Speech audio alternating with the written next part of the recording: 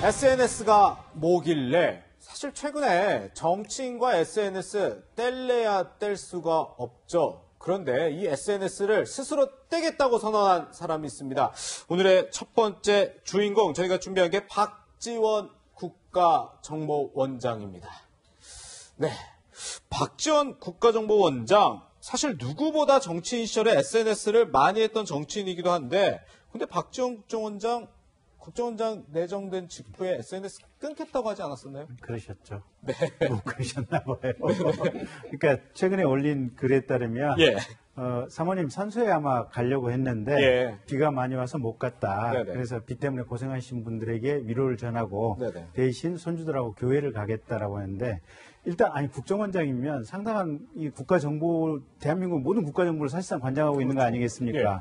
그래서 그분의 신변 보호라든지 이런 경우가 굉장히 중요한 문제인데 일단 사모님 산소에 간다라고 하는 것이 지금 암시가 된 거 아닙니까? 주기적으로 가시겠다 이게 된 거고 그렇죠. 그다음에 국정원장 되고도 교회는 가시는구나. 어느 교회인지는 모르겠지만 이게 사실 적성 국가에게 알려진다면 또는 불순 세력에게 알려진다면 여러 가지 위해의 요소가 되기 때문에 그러네요. 사실 그냥 박지원 국정원장께서는 이 방송을 보시면 SNS 모든 계정들 다 그냥 폐쇄 내지는 그냥 지금이라도 바로 정지시켜 버리시기 바랍니다. 그 계정을 가지고 있으면 꼭 본인을 표시하고 싶은 그 욕망 때문에 참지 못하는 상황들이 좀 생기시는 것 같아요. 네, 박지원 국정원장이 2시간 만에 이제 해당 글을 그 표현을 동선 공개한 말을 삭제하긴 했습니다만 김 교수님 여기에 따끔하게 한마디 하셨더라고요. 저 박지원 국정원장에 대해서는 뭐 저 개인적인 또 인연도 있고 또 제가 또 우리 통합당에서 인사청문회 청문자문단장도 맡아서 봤습니다만 이왕 국정원장이 되셨으면 일단 대한민국 정보기관의 수장으로서의 역할에 충실하시길 바라고요. 말씀 나온 것처럼 본인이 임명받고 약속했던 첫 번째 약속이 바로 SNS 끊겠다는 것이었습니다. 근데 지금 임명된 지 일주일도 안 돼가지고 바로 저렇게 하시면 국민들이 볼 때 박지원 원장이 국민들 앞에 공개 약속한 걸 제대로 지킬까? 라고 하는 의구심을 먼저 갖게 되고요. 두 번째로는 김 의원님 말씀하셨듯이 국정원장이라는 자리는 제가 알기로는요. 한 번 움직일 때마다요. 국정원장이 본인이 타는 그 기관 관용차와 비슷한 차량을 서너 대가 같이 움직일 정도로 대통령 버금갈 정도로 그 경호의 동선과 보안이 굉장히 철저한 자리입니다. 그러니까 알려지면 안 되는 거예요. 그런데도 불구하고 SNS 중독을 벗어나지 못하고 또 한 번 저렇게 실수를 하시다 보니까 대한민국 국가정보기관의 수장이 어디 가서 뭘 하는 거가 알려지게 되는 순간 이건 국가안보에 굉장히 치명적인 위해가 될 수 있는 거거든요. 그러니까 그러면서 보면 약속을 지키셔야 된다는 그 본래의 목적과 두 번째는 국정원장 역할에 맞기 위해서라도 SNS 활동을 좀 자제하시고 하시고 싶으면 국정원장 사퇴하시고 본격적으로 방송에도 나오시고 SNS에서 하시기 바랍니다. SNS 활동을 참지 못하고 본인의 동선을 공개한 박지원 원장 얘기해봤는데요. SNS가 뭐길래 다음 인물 누군지 살펴보시죠. 바로 조국 전 법무부 장관 얘기입니다. 지금 사실 여러 가지 사건으로 재판에 받고 있는 조국 전 장관 재판 중에도 지금 SNS 활동을 계속하고 있는 것 같아요. 최근에는 한 떡볶이 업체 대표를 고소한 이야기를 또 SNS에 올리기도 했죠. 그분이 이제 조국 전 장관에 대해서 명예훼손을 했기 때문에 나는 형사 고소를 했다. 그런 내용을 지금 SNS에 올렸는데요.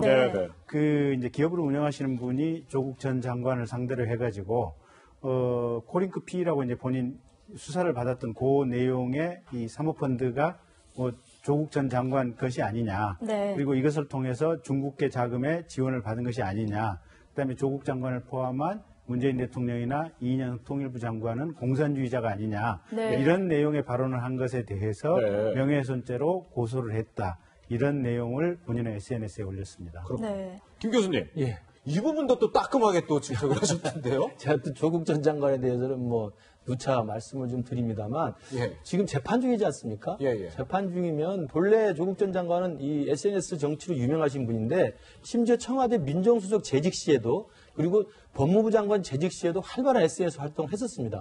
그러다가 이제 결국은 기소가 되고 장관 사퇴한다 하면 조금 은둔의 생활을 하시면서 자제하셨는데 최근에 와서 이제 다시 본격적으로 SNS를 시작한 게 뭐냐면 말씀하신 것처럼 그동안 본인에 대해서 허위 사실에 의해서 명예를 훼손하거나 심지어 가족들에게 피해를 준 거에서 내가 일일이 찾아가지고 다 형사소를 차겠다는 거거든요.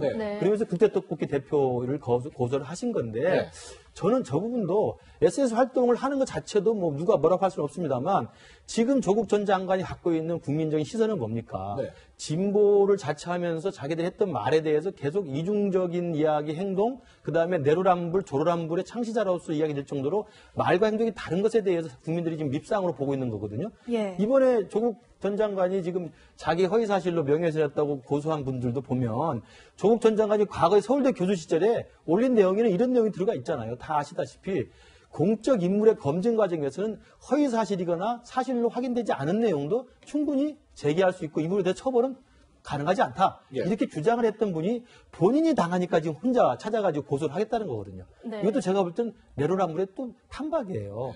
자기는 마음대로 남을 비판해도 되고 내가 비판당하는 건 끝까지 찾아가지고 고소하겠다는 이야기는 제가 볼 때 조국 전 장관 다운 건지 조국 전 장관 답지 않은 건지 모르겠습니다만 국민들한테 제가 볼 때 또다시 따가운 눈초를 받지 않을까 싶습니다. 근데 제가 조금만 그러니까 다른 사건하고 달리 예. 이 사건은 그 기업을 운영하시는 분이 그러니까 그런 것 같아요. 누구를 비판하려면 사실은 객관적인 근거를 가지고 좀 비판을 해주셨으면 좋겠고. 그거 네. 비난이죠. 그렇죠. 예. 그래서 사실 조국 전 장관이 고소했던 분 중에 어느 기자 출신 한 분은 지금 지난번에 실형 몇 개월 받고 지금 교도소 수감되신 분도 있거든요. 예, 보면.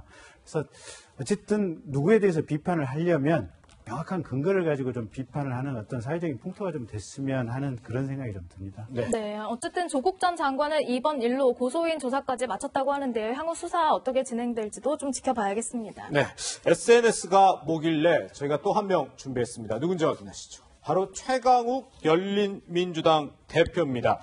사실 열린민주당 대표인 최강욱 의원, 최근에 SNS로 논란을 가장 많이 일으킨 그렇죠. 정치인 가운데 한 명 아닌가 싶은데요. 그렇습니다. 그러니까 열린민주당 대표로 사실 3명밖에 없는 당의 대표입니다만 예. 화제거리는 가장 많이 몰고 다니는데요. 예, 예. 특히 이제 추미애 법무장관과 관련해서 네. 추미애 장관이 윤석열 검찰총장과 대립각을 세우면서 윤 총장에 대한 수사 지휘권 발동과 관련해 가지고 네. 그 윤 총장이 제안했던 내용에 대해서 바로 거부 입장을 밝혔을 때 네. 가장 화제가 됐던 게 바로 최강욱 의원님의 SNS 계정에 네. 법무부의 공식 알림과 전혀 다른 내용이 그것도 예. 사전에 공개가 돼가지고 구설수에 오른 적이 있습니다. 예. 그래서 혹시라도 추미애 장관과 최강욱 대표 사이에 불필요하거나 아주 논쟁이 될 만한 그리고 사실 부적절한 연락이 된 게 아닌가라는 의혹까지 받았었거든요. 그것도 바로 최강욱 의원이 SNS 계정에 그걸 너무 빨리 올리는 바람에 지금 그런 의혹을 사게 됐고요. 최근에 또 이 최강욱 의원이 SNS 논란을 일으킨 것은